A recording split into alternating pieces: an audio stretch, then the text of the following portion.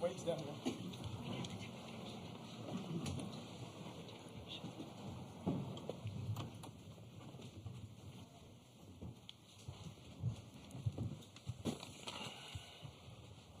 Okay, I've made the announcements. Give us an overview, Jay. Yeah, great college baseball game. Hats off to the pitching on both sides. They got a clutch hit there at the end, and we did not. Get ready to go tomorrow. Okay, let's open it up for questions for the student athletes first. And remember to raise your hand. We'll get a mic to you. There we have right up here.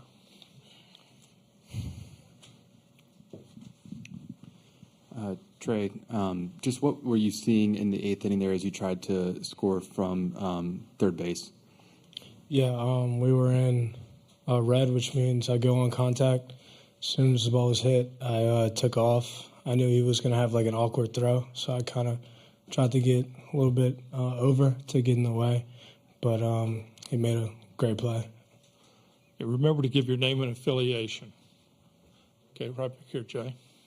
Michael Cobble, WBRZ TV in Baton Rouge. Ty, you were grooving there, and then you run into a little bit of trouble. I guess what were you feeling? What did you see at that moment?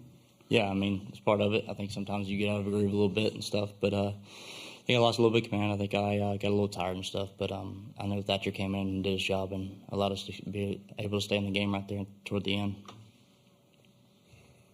Okay. Leah?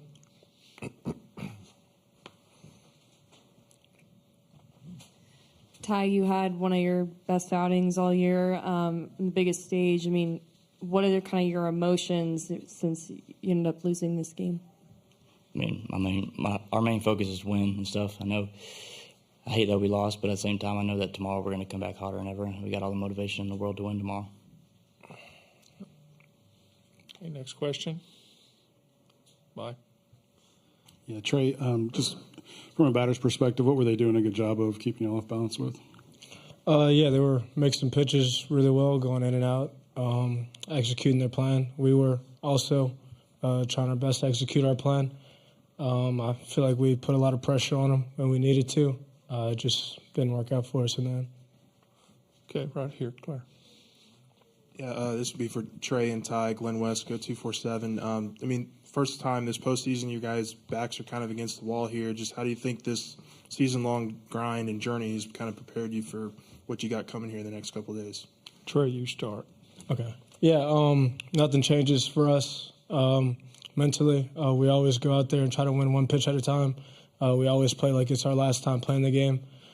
So we're going to show up tomorrow and keep the same mentality, play like it's our last time playing together. Ty. Yeah, I think that's what makes postseason baseball so exciting and stuff, that a lot of people's backs are against the wall and stuff. But I know we've been here.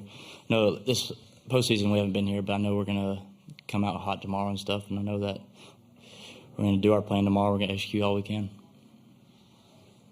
Okay, Aaron. Thank you. Aaron Fitt, D1 Baseball. Ty, I know fastball is kind of your bread and butter, and it seemed like you had a good one tonight. Was this as good as your fastball has been, and especially against a lineup like this? How were you able to have so much success with it? Yeah, I think the biggest thing for me this outing and stuff was to locate my off-speed pitches early in the counts, my changeup and slider and curveball. But I know that my fastball is my best pitch and stuff, so late in the count, I know I can throw the ball in the top of the zone to be able to get strikeouts or outs late in the game. Okay, another one for Mike. Trey, I know you're not going to tell us what he said, but what's the Cliff Notes version of that team meeting at the end of the game there?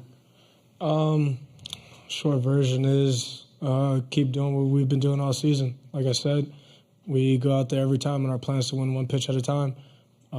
As a team, like I said, we go out there and play together like it's our last time playing the game. So nothing changes. We're in a different position now, obviously, but our mental's still great. We're going to show out tomorrow. Okay. Any more questions for the student athletes? If not, guys, you can go. We'll see you tomorrow night. Thank you.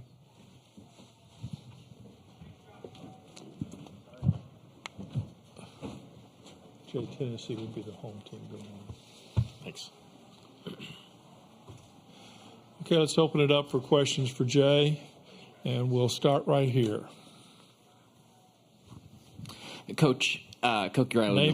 Name and affiliation. Yeah. Cokie Riley with the Lafayette Advertiser. I was sort of curious. Were you managing this game in part thinking of the possibility of maybe with there being extra games and having to save a couple arms for later in the tournament at all, or was that not part of your thinking at all?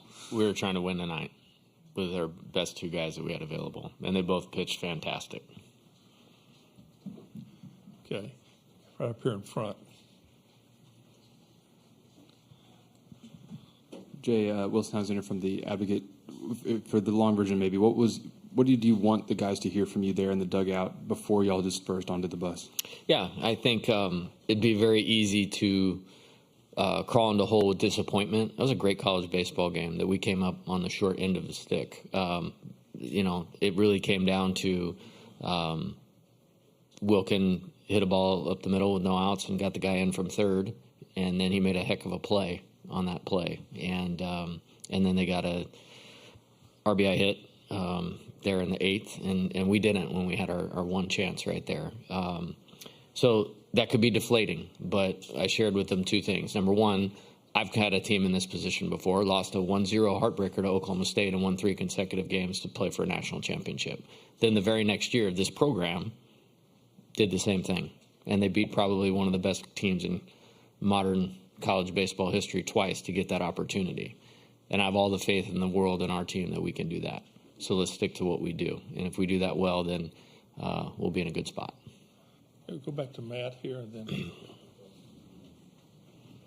Matt Talby from World Baseball Network. This is microphone work. Can you hear me? Okay, now. Good. Okay, Coach Matt Talby from World Baseball Network. Tonight, around 13 strikeouts offensively. What's it going to take for you guys to just bounce back in the box tomorrow and hope to have a good offensive production against Tennessee's pitching staff? Yeah, I mean, the teams that are here, particularly the two that we've played, they're the two premier pitching staffs in college baseball. And, Josh Hartle's really good. And, preparing for this game, we knew he would present a challenge. And I thought our guys battled him pretty good. I thought they did. Yeah, I mean, he's really hard to square up. He executed pitches, down in the zone, both sides of the plate, as Trey mentioned. And we put some pressure on him. It wasn't a great night to hit either with the wind blowing in and a good pitcher going. And we benefited from that early in the game, too, with Ty. But I have zero concerns about these guys preparing well, coming in and competing and executing our plan. We're going to have to do it against Drew Beam, who's one of the best pitchers in the country. And so it'll be a really good challenge, and we're going to have to be ready for it. Go to Leah up here.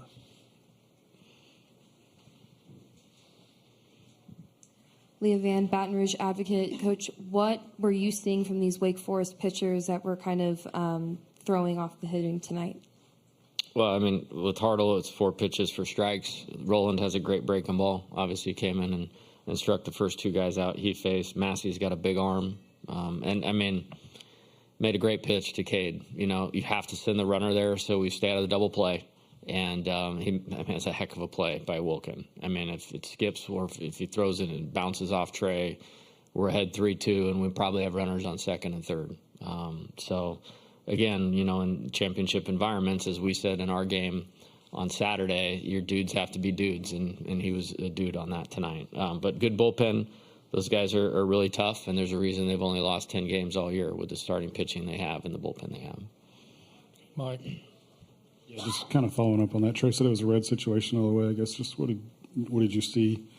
Josh tell you anything afterwards, or it's a ground ball we are going, because if he doesn't go, then we're going to hit into a double play, and it makes it really difficult. Now you have a man on third standing there with 2 outs. Now you need a base hit. So it's very simple baseball, actually. And again, I mean, I don't know that Cade Veloso's hit a ground ball to third base the entire season. And so you have to tip your hat to Massey for executing the 2-0 pitch that he did and got him to swing through, and then the 2-1 pitch. Okay, any more questions for Jay? Yeah, back here. Zach Ewing from The Advocate. What's the pitching plan for tomorrow and then going forward, knowing you have 3 in a row?